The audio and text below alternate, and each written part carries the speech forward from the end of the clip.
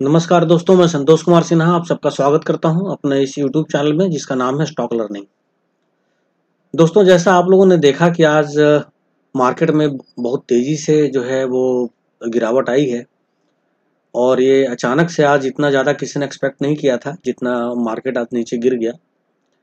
तो आज इसी टॉपिक पे मैंने सोचा कि एक वीडियो बनाऊं कि भाई ये अचानक से जो गिरावट हुई है वो क्यों हुई है और अभी ये कितना और गिर सकता है और इस स्थिति में हम लोगों को क्या करना चाहिए। यहाँ पे मैंने लिखा है कि और निवेशक क्या करें, तो मैं भी एक निवेशक हूँ इसलिए मैं बोल रहा हूँ कि हम लोगों को क्या करना चाहिए। तो देखिए, वीडियो 3 पार्ट में है। 3 पार्ट का मतलब ये नहीं है कि मैं 3 वीडियो बनाऊंगा। मेरा कहने का मतलब ये है कि इसमें 3 क्वेश्चंस हैं कि अचानक गिरावट क्यों है और अभी ये कितने लेवल तक हम लोगों को देखने को मिल सकता है या हम उम्मीद कर सकते हैं कि वहां से मार्केट बाउंस बैक करेगा या कहाँ तक इसका रेजिस्टेंस हमें नजर आता है। और तीसरा क्वेश्चन है कि हमें अगर रेजिस्टेंस को तोड़ता है तो हमें क्या करना चाहिए। तो जैसा कि शुरुआत हुई थी मार्केट के गिरने का, सब लोग यही बोल रहे थे कि यूएस में जो बॉन्ड यील्ड जो बढ़ा है उसके कारण जो है वो मार्केट काफ़ी पैनिक हो गया है। इसके अंदर शेयर में काफ़ी गिरावट आ रही है, शेयर प्राइस में, सभी शेयर के प्राइस में। तो अब बहुत सारे लोग ये जानना चाह रहे होंगे कि ये भाई ये जो बॉन्ड यील्ड है उसमें अगर जो है कुछ इंक्रीमेंट हो गया है तो मार्केट क्यों गिर रहा है, इसका लोगों से क्या लेना देना, कैसे इसका रिलेशन है शेयर मार्केट से। तो मैं बस 2 मिनट टाइम लेते हुए मैं बताना चाहूंगा कि जो फॉरेन इन्वेस्टर्स जो होते हैं वो काफी डिसिप्लिन होते हैं। वो हमारे और आपकी तरह नहीं होते हैं। जैसे हम में से आप में से बहुत सारे लोगों ने अगर शेयर मार्केट में इन्वेस्ट किया होगा तो सिर्फ शेयर मार्केट में ही इन्वेस्ट किया होगा। इन्वेस्टमेंट के कई सारे जो है वो ऑप्शंस होते हैं, जैसे कोई गोल्ड में इन्वेस्ट करता है, कोई कमोडिटी में इन्वेस्ट करता है, कोई आपको फिक्स्ड इनकम का मतलब हुआ जैसे एफडी वगैरह, उसमें कोई इन्वेस्ट करता है, कोई शेयर मार्केट में इन्वेस्ट करता है।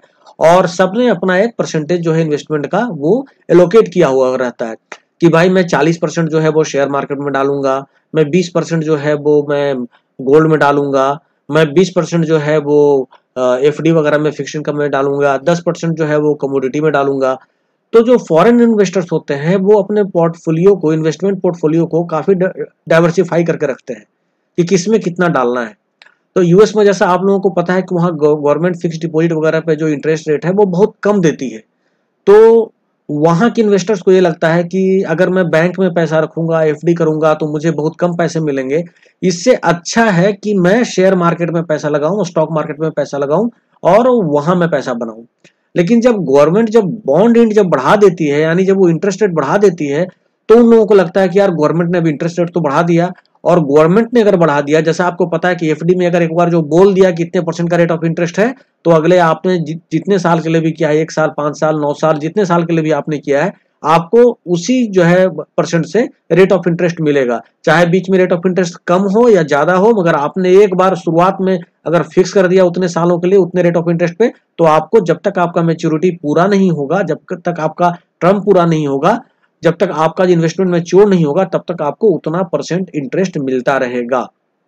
तो फॉरेन इन्वेस्टर से देखते हैं कि भाई जब हमें गवर्नमेंट से एश्योरेंस मिल रहा है, गारंटी गवर्नमेंट दे रही है, और गारंटी ये है कि हम आपको इतने परसेंट का जो है इंटरेस्ट रेट देंगे, तो फिर मैं बॉन्ड यील्ड में क्यों ना मैं पैसा जमा करूं, वहां क्यों ना इन्वेस्ट करूं, मैं शेयर मार्केट में क्यों इन्वेस्ट करूं। तो इस कारण से वो क्या करते हैं, शेयर मार्केट से पैसा निकाल कर और वो उस तरफ भागते हैं। तो ये रीजन है, ये इसका रिलेशन है कि बॉन्ड यील्ड जो है वो कैसे रिलेटेड है शेयर मार्केट से। ये तो मैंने बोल दिया। अब आइए हम देखते हैं कि एक तो हमने हमारे पास जो रीजन था, ये सबसे बड़ा लोगों के मन में है कि भाई अमेरिका में जो बॉन्ड यील्ड बढ़ गया और उसके कारण जो है सो ये सारी चीजें हुई। अब आगे बात करते हैं। जैसा आप यहाँ पे देख रहे हैं, अगर हम एनएससी को देखें तो आप देखेंगे एनएससी में आज जो क्लोजिंग है जो निफ्टी का, वो है 14,557.85, यानी 14,557 जो है ये इस पॉइंट पे क्लोजिंग हुई है। और आज जो मार्केट डाउन है वो 163.45 पॉइंट जो है वो डाउन है, यानी हम बोल सकते हैं कि 163 पॉइंट जो है वो मार्केट आज इसका निफ्टी जो है वो डाउन है। निफ्टी की बात अगर हम करें तो बीएससी की हम बात करें तो आप बीएससी में भी देखिए कि लगभग ये 585 पॉइंट जो है सेंसेक्स जो है वो डाउन है। तो ये दोनों जो है सो ये डाउन है। अब ये मार्केट जो है वो लगातार गिरने का जो सिलसिला है पिछले कुछ दिनों से चल रहा है। तो आइए इस पे हम बात करते हैं कि कैसे मार्केट जो है सो गिर रहा है, यहाँ हमारे यहाँ इंडिया में क्या हो रहा है।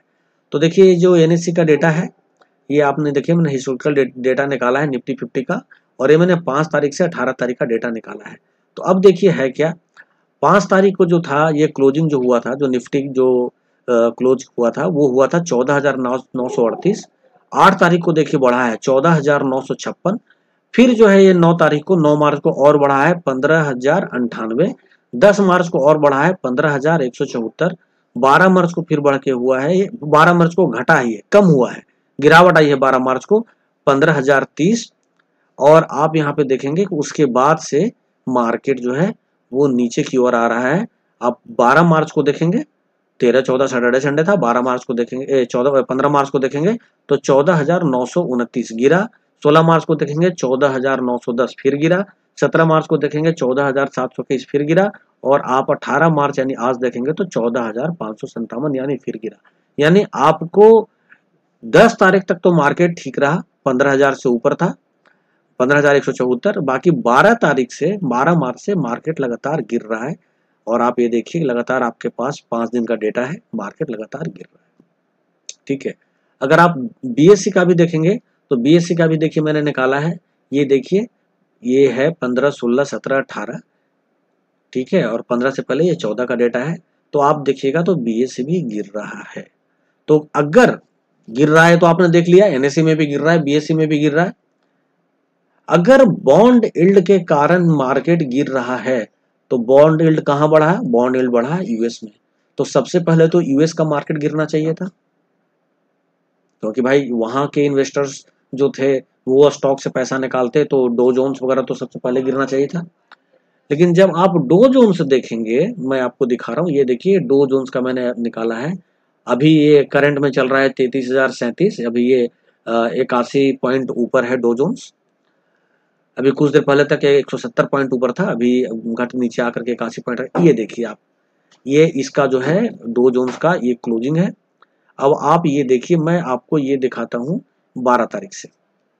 ठीक है, क्योंकि मैंने आपको ये दिखाया यहाँ पे कि ये 12 मार्च से आप देख रहे हैं, ये 12 मार्च से लगातार हमारे यहाँ गिरावट हो रही है। 12 मार्च को 15,000, फिर 14,000, ऐसे करते करते ये जो है गिरावट हुई है। अब यहाँ अगर देखेंगे तो देखिए 12 मार्च को 32,778 था।